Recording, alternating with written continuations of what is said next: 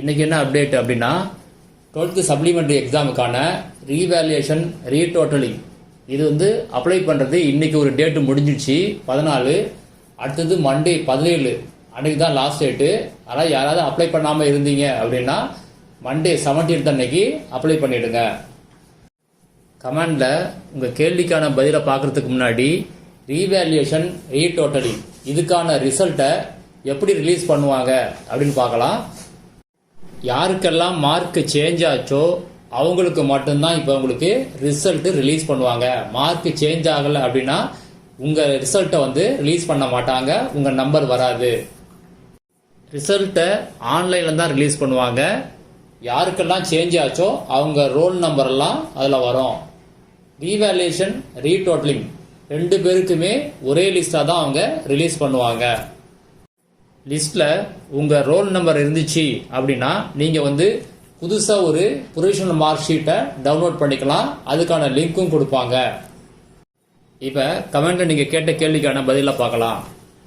முதல் கேள்வி 0 மார்க் போட்டிருக்காங்க, ரீவேல்யூஷன் போடலாமா அப்படின்னு கேட்டிருக்கீங்க. உங்களுக்கு ஆன்சர் கரெக்டாக இருந்து மார்க் போடாமல் விட்டுருக்காங்க அப்படின்னா நீங்கள் தாராளமாக ரீவேல்யூஷன் அப்ளை பண்ணலாம். அடுத்த கேள்வி காமர்ஸில் உங்களுக்கு 0 மார்க் போட்டிருக்காங்க, பட் ஆன்சர் கரெக்டாக இருக்குது அப்படின்னு சொல்லியிருக்கீங்க. ரீவேல்யூஷனா ரீடோட்டலிங்காக கேட்டிருக்கீங்க. ரீவேல்யூஷன் போடுங்க. அப்படி போடும்போது அந்த கடைசி காலத்தில் எந்த பேஜ் நம்பர், கொஸ்டின் நம்பர், அடுத்தது ரீசன்ட் கேட்டிருக்காங்க, அதில் சொல்லுங்கள் லோ மார்க்னு சொல்லுங்கள். அந்த பேஜ் நம்பரை போட்டு கொஸ்டின் நம்பர் போட்டு லோ மார்க் அப்படின்னு நீங்கள் எழுதிருங்க. அடுத்த கேள்வி பிஎஸ்டிஎம் சர்டிஃபிகேட்டில் தமிழில் நேம் இனிஷியல் இல்லை அப்படின்னு சொல்லியிருக்கீங்க. இங்கிலீஷில் கரெக்டாக இருக்குது அப்படின்னு சொல்லியிருக்கீங்க. இப்போவே கரெக்ட் பண்ணி வச்சுக்கிங்க. வேறு பிஎஸ்டிஎம் சர்டிஃபிகேட் வேணுமா நீங்கள் அப்ளை பண்ணிவிடுங்க. ஏன்னா இல்லைன்னா நேம் சேஞ்ச் இருக்குது பார்த்தீங்களா, உங்களுக்கு இனிஷியல் ப்ராப்ளம், அதுக்கு என்ன சொல்லுவாங்க அப்படின்னா தனியாக ஒரு லெட்டர் நீங்கள் அப்லோட் பண்ணுற மாதிரி இருக்கும். அதனால் இப்போவே கரெக்ட் பண்ணி வச்சுக்கிங்க. அடுத்த கேள்வி 10th பாஸ் 40 வயசு +2 எழுதலாமா அப்படின்னு கேட்டிருக்கீங்க. கண்டிப்பாக எழுதலாம். டிசம்பரில் அப்ளை பண்ணுற மாதிரி இருக்கும். வீடியோ அப்டேட் பண்ணுறேன், மிஸ் பண்ணாமல் பாருங்கள். அது இல்லாமல் என் வீடியோவில் அப்பப்போ டீட்டெயில் சொல்லுவேன், மிஸ் பண்ணாமல் பார்த்துங்க. அடுத்த கேள்வி 34 எடுத்திருக்கேன், ரீவேல்யூஷன் போடலாமான்னு கேட்டிருக்கீங்க. கண்டிப்பாக ரீவேல்யூஷன் போடலாம். அடுத்த கேள்வி ரீவேல்யூஷன் போடும்போது என்ன கொஸ்டின் நம்பர் கொடுக்குறோமோ அதை மட்டும் தான் செக் பண்ணுவாங்களா அப்படின்னு கேட்டிருக்கீங்க. உங்களுக்கு பர்டிகுலர் கொஸ்டின் மட்டும்தான் ப்ராப்ளம் அப்படின்னா அந்த கொஸ்டின் நம்பர் பேஜ் எழுதுங்க. மற்றபடி ரீவேல்யூஷன் அப்ளை பண்ணிங்கன்னா உங்களுக்கு 3 டீச்சர்ஸ் உங்கள் பேப்பரை கரெக்ட் பண்ணுவாங்க. எல்லாமே உங்களுக்கு கரெக்ட் பண்ணுவாங்க. அதாவது எல்லா கொஸ்டினுக்குமே உங்களுக்கு ஆன்சரை கரெக்ட் பண்ணுவாங்க. அதனால் தேவையில்லை.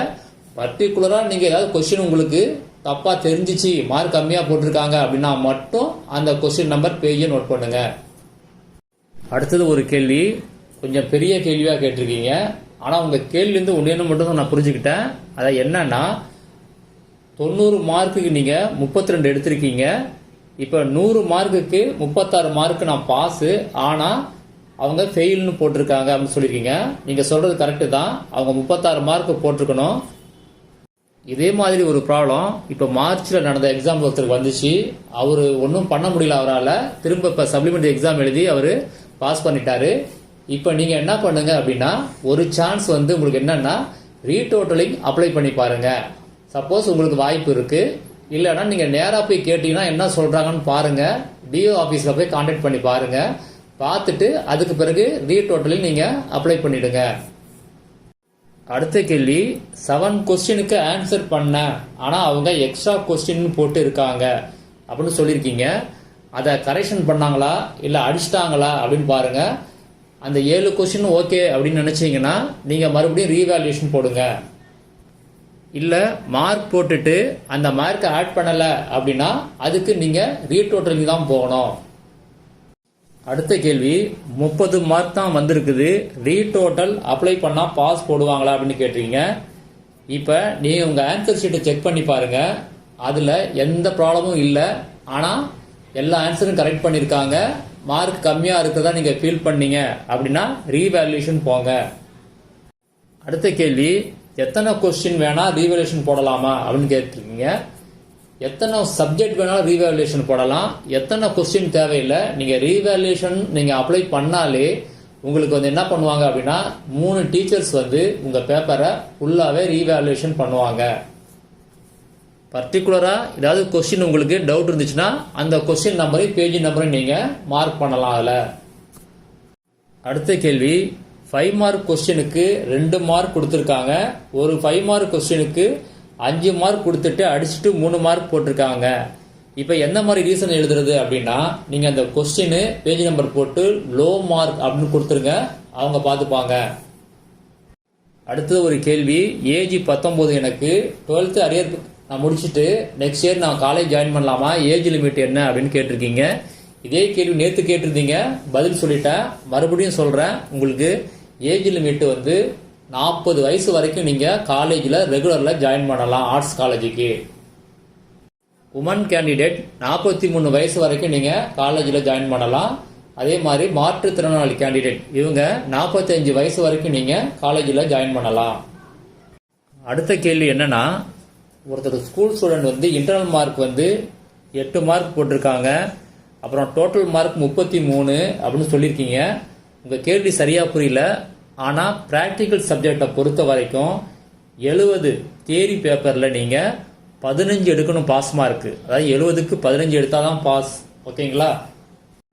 ப்ராக்டிக்கலுக்கு 20 மார்க்கு, அதேமாரி இன்டர்னல் மார்க்கு 10 மார்க்கு.